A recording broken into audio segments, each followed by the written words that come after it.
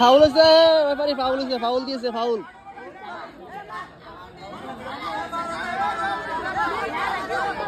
এবার আবারও ফাউল মারবে, দেখা যাক আবার একটি গোল হয়ে যায় কিনা, তাহলে খালি মিলে যাবে। আর পিছে যাও, পিছে যাও, রেফারি কোথাও পিছে যাও, একটা গোল লাগবে, গোল।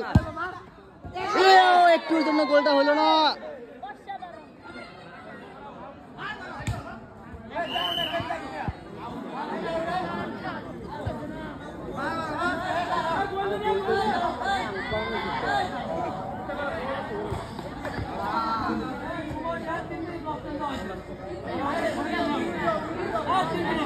আরো 3 মিনিট,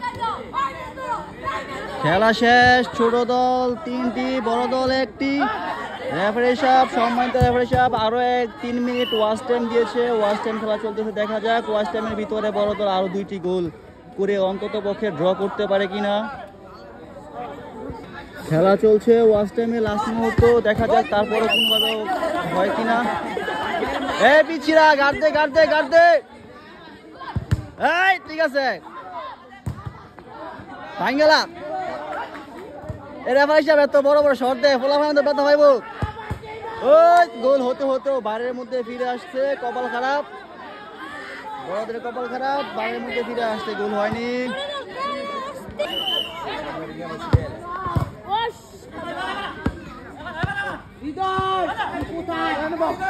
গার্ড দে, গার্ড দে, ফলাফল গার্ড দে।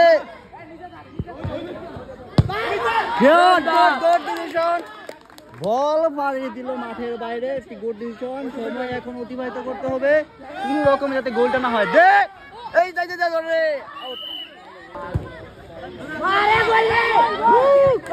কোন রকম মাথা টাথা দিয়ে বল ফিরালো। কোন রকমে দেখা যাক একটি গোল হয় কিনা। একটি গোল হলে ছোট দলের 1 হালি হয়ে যাবে, বড় দল হয়ে যাবে একটির সাথে।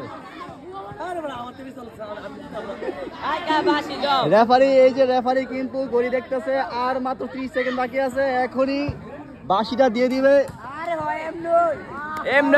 এই শেষ মুহূর্ত, বড় দল খুবই টেনশনে আছে। তার সাথে সাথে জিতে গেল ছোট দল, 3-1 গোলে জিতে গেল ছোট দল, বড় দল হেরে গেল। দেখেন তাদের মধ্যে উল্লাস চলতেছে, ছোট ছোট মানুষ, ছোট ছোট বাচ্চারা বড় বড় দলের বড় বড় লোকদেরকে হারিয়ে দিল। এটা আসলেই খুবই আনন্দদায়ক, খুবই খুশির সংবাদ।